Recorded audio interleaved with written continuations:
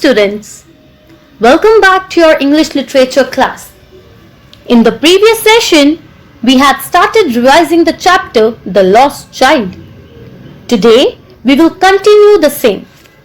So students, by the end of this video, you will be able to express story in your own words, meanings of difficult words and phrases, and answer the related questions. So students, open your book at page 111. So far we have read that a little boy accompanied his parents to a village fair.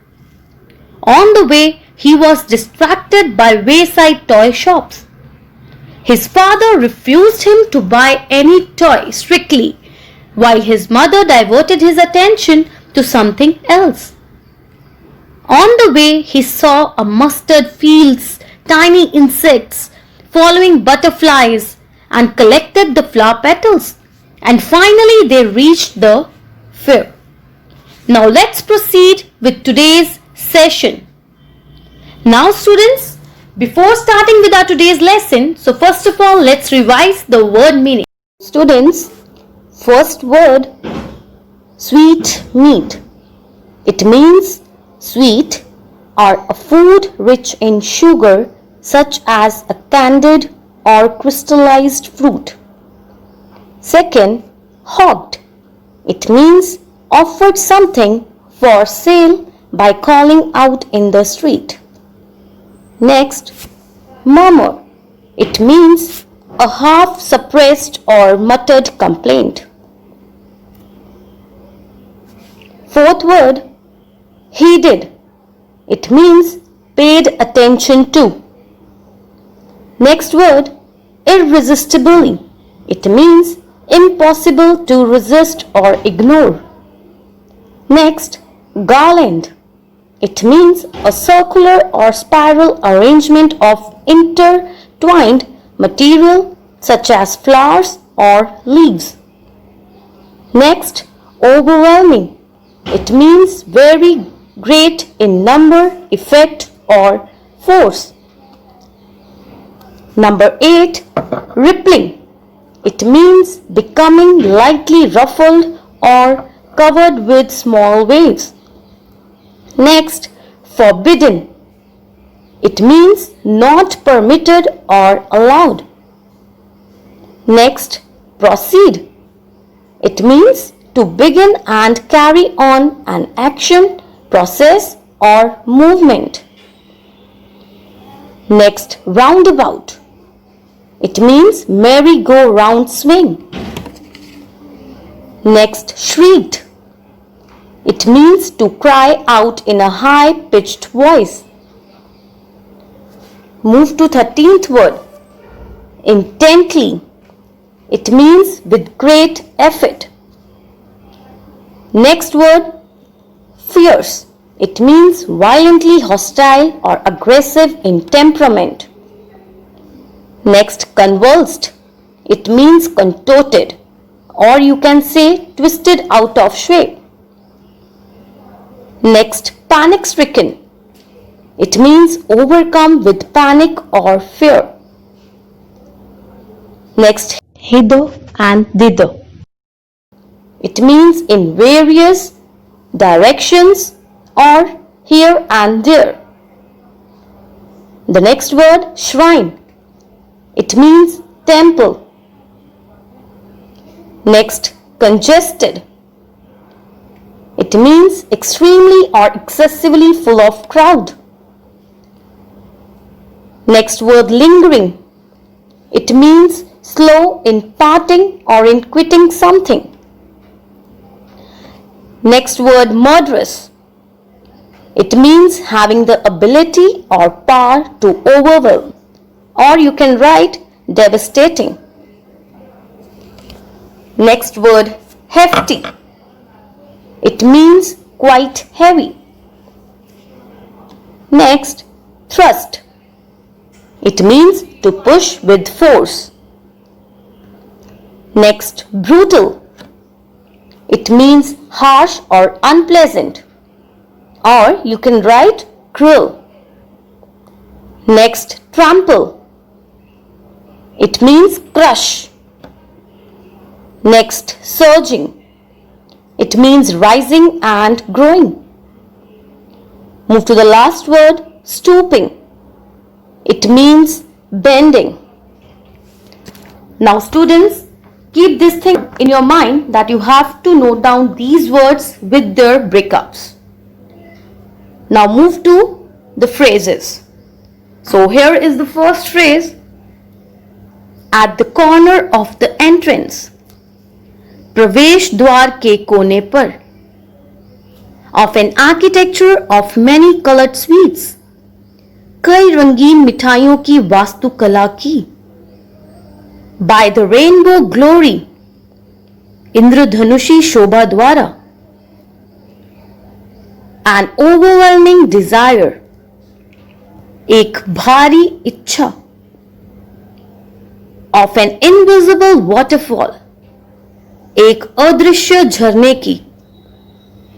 Towards the snake charmer. सपेरे की ओर. To hear such coarse music. इस तरह के भद्दे संगीत को सुनने के लिए. In full swing. जोरों पर. Next. In a whirling motion. एक भंवर गति में. With dizzy laughter. चक्करदार हंसी के साथ. To look at his parents. उसके माता पिता को देखने के लिए. To look on either side. दोनों तरफ देखने के लिए. With sudden jerk. अचानक झटके के साथ. From where he stood. जहां से वह खड़ा था. Next, in all directions. सभी दिशाओं में. In a rage of running for a while. थोड़ी देर के लिए दौड़ने की ललक में. Next, through his filmy eyes. नम आंखों में से. To look intently. गौर से देखने के लिए. Next, for the sake of laughing and talking. हंसने और बात करने के लिए. To a shrine. एक धर्मस्थल को. To thrust away between their feet. उनके पैरों के बीच धकेलने को. Next, by their brutal movement. उनकी क्रूर गतिविधि द्वारा. Next, in the surging crowd. बढ़ती भीड़ में. Students, let's start reading the text. So take out your page number 111, paragraph number 3. A sweet meat seller hawked gulab jamun, rasgulla, barfi, jalebi at the corner of the entrance, and a crowd pressed round his counter at the foot of an architecture of many colored sweets decorated with leaves of silver and gold. The child stared open-eyed and his mouth watered for the barfi that was his favorite sweet. "I want that barfi," he slowly murmured. But he half knew as he begged that his plea would not be heeded because his parents would say he was greedy. So without waiting for an answer, he moved on. Now students, here in these lines, at the entrance of the fair to one corner, a sweet meat seller had set up a shop. Now students, what kind of sweet meat seller was selling? So here he was selling various sweets like gulab jamun, rasgulla, barfi and jalebi. The sweets were displayed at different heights and were covered with foils of gold and silver. Now students, how did the boy react on seeing his favorite barfi? The boy's mouth watered when he sighted his favorite barfi. He expressed his desire to get one in a low voice. But why did he request it in a low voice, students? So he requested in a low voice because he knew that his request would be refused by his parents. They would say that he was greedy for the burfi. As he did not expect that his demand would be fulfilled, he walked further. Now let's proceed to the next paragraph. A flower seller hawked a garland of gulmohar. A garland of gulmohar. The child seemed irresistibly drawn. He went towards the basket where the flowers lay heaped and half murmured, "I want that garland." But he well knew his parents would refuse to buy him those flowers because they would say that they were cheap. So without waiting for an answer, he moved on. Now students, what was the next stall? The next stall was that of a flower seller. He announced that he was selling garlands of gulmohar flower. The child wanted one of those. He walked towards the basket of flowers and again announced his desire to have one. Now children, again he is requesting in a low voice. Why? Because he knew his demand would not be fulfilled. According to the child, his parent refused him to buy the garland of flowers, as they would say that they were cheap. Again the boy walked ahead without expecting a reply from his parents. Now students, move to the next paragraph. A man stood holding a pole with yellow, red, green and purple balloons flying from it. The child was simply carried away by the rainbow glory of their silken colors, and he was filled with an overwhelming desire to possess them all. But he well knew his parents would never buy him the balloons because they would say he was too old to play with such toys.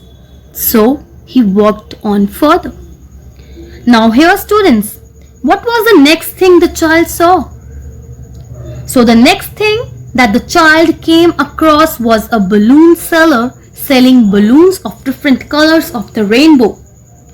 The boy was attracted to the shiny colors of the balloons and wanted to have them all. He knew that his parents would not buy the balloons for him, as they would reason that he was too old to play with them. So the child walked further. Now proceed to the next paragraph. A snake charmer stood playing flute to a snake which coiled itself in a basket, its head raised in a graceful bend like the neck of a swan, while the music stole into its invisible ears like the gentle rippling of an invisible waterfall. The child went towards the snake charmer. But knowing his parents had forbidden him to hear such coarse music as the snake charmer played, he proceeded further.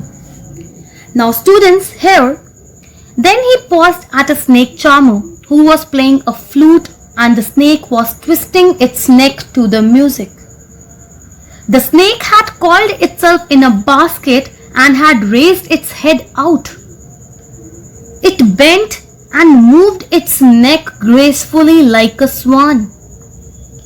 It seemed that the music of flute was heard by the snake's invisible ears and created the effect of a waterfall on it, because it swayed its neck in a similar way. The boy walked towards the snake charmer, but he did not stop to hear music played by him.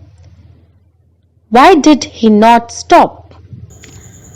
The boy walked towards the snake charmer, but as his parents had warned him to remain away from the unpleasant music played by such men, he walked further. There was a roundabout in full swing. Men, women, and children carried away in a whirling motion, shrieked and cried with dizzy laughter. The child watched them intently and then he made a bold request. I want to go on the roundabout. Please, father, mother. Now students, here the child saw the roundabout swing. It was full of men, women and children who were enjoying the ride. The boy watched the people on the roundabout and then with a lot of courage expressed his desire to go on the roundabout. Now children, observe that this time the boy did not suppress his desire. Previously, he was only murmuring, but this time he made a bold request. Why? Because he really wanted to enjoy the ride. Right? So students, there was a just a minute question there at page number 111. Would you say the child was mature for his age? Why? Yes, the child was mature for his age because unlike other children, he did not press on his parents to buy him sweets, garland of flowers and balloons. Like a mature person, he realized that his parents would not accede to his request and so he moved on. So let's move to the next paragraph. There was no reply. He turned to look at his parents. They were not there ahead of him. He turned to look on either side. They were not there. He looked behind. There was no sign of them. Now, in these lines, when his parents did not reply, he turned towards them. What did he see? He saw that they were nowhere around. He looked around and behind, but his parents were nowhere to be seen. Now move to the next paragraph, students. A full deep cry rose within his dry throat, and with a sudden jerk of his body, he ran from where he stood, crying in real fear, "Mother, Father!" Tears rolled down from his eyes, hot and fierce. His flushed face was convulsed with fear. Panic-stricken, he ran to one side first and then to the other, hither and thither, in all directions, knowing not where to go. "Mother, father," he wailed. His yellow turban came untied and his clothes became muddy. Now students, how did the boy react when he came to know that he was lost? So the boy cried loudly, jerked his body and ran here and there calling out for his parents. He was full of fear and tears started rolling down his cheeks as he wailed and ran around. So students, why was he wearing a yellow turban? So he was wearing a yellow turban because it was the festival of spring and people usually wear yellow clothes on the occasion of spring. So here, as he wailed and ran around, his turban opened and his clothes became muddy. Move to the next paragraph. Having run to and fro in a rage of running for a while, he stood defeated, his cries suppressed into sobs. At little distances on a green grass, he could see through his filmy eyes men and women talking. He tried to look intently among the patches of bright yellow clothes, but there was no sign of his father and mother among these people, who seemed to laugh and talk just for the sake of laughing and talking. So here, after some time, he gave up searching for his parents. The loud cries turned into mild sobs. He saw some people standing and talking and tried to find if his parents were among them. The laughter and talks of the people were meaningless for the child. He was simply searching for his parents. Move to the next paragraph. He ran quickly again, this time to a shrine, to which people seemed to be crowding. Every little inch of space here was congested with men, but he ran through people's legs, his little sob lingering. Mother, father, near the entrance to the temple. However, the crowd became very thick. Men jostled each other, heavy men with flashing, murderous eyes and hefty shoulders. The poor child struggled to thrust a way between their feet, but knocked to and fro by their brutal movements. He might have been trampled underfoot, had he not shrieked at the highest pitch of his voice, "Father, mother!" What attempts did the child make to find his parents? The boy ran towards a temple which was crowded with people. He ran through the legs of men, calling out for his parents. The crowd was pushing each other as he neared the entrance of the temple. How did the boy react on seeing huge, strong men? The boy got scared of huge, strong men who stared at people with their murderous eyes and pushed them with their strong and big shoulders. Now, children, the boy was caught at the place that was densely crowded. The boy could have been crushed under the feet of the men. But students, why was he not crushed under the feet? The boy was not crushed under the feet because when he shouted loudly, his cry was heard by a man in the crowd. Now students, there is a just a minute question at your page number 112. Would you say that the child's parents were irresponsible? Apparently they were not, as we know that they went to a fair, and we know that it is easy for a child to get lost in places like these. And in the chapter, the parents were calling their child again and again because they were worried about his safety. But the child was attracted towards the different stalls in the fair. So students, this is all about our today's session. Now students, your homework is revise time to answer question number 1 till 3. Along with that, reference to the context question number 1. Thank you students. Have a nice day.